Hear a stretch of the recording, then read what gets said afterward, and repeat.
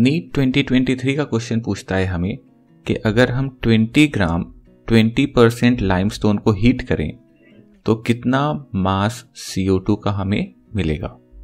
अब ये पहले से पता होना चाहिए कि limestone is a sample of calcium carbonate. तो अब पहले तो परसेंटेज प्योरिटी निकालना होगा।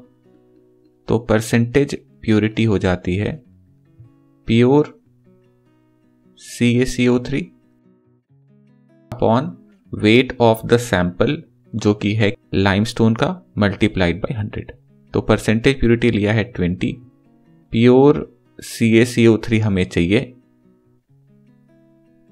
सैंपल का वेट है 20 ग्राम मल्टीप्लाइड बाय 100।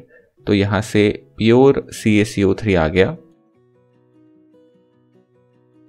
4 ग्राम।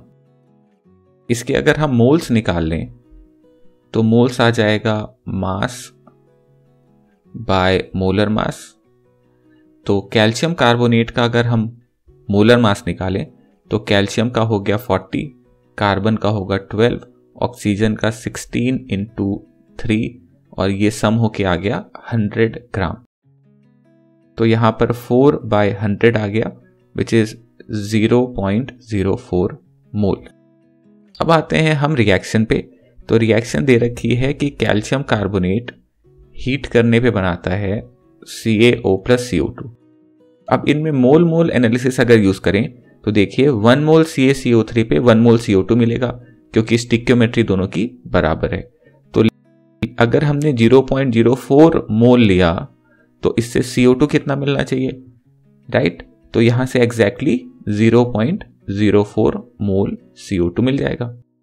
अब इस मोल से हमें चाहिए मास ऑफ CO2।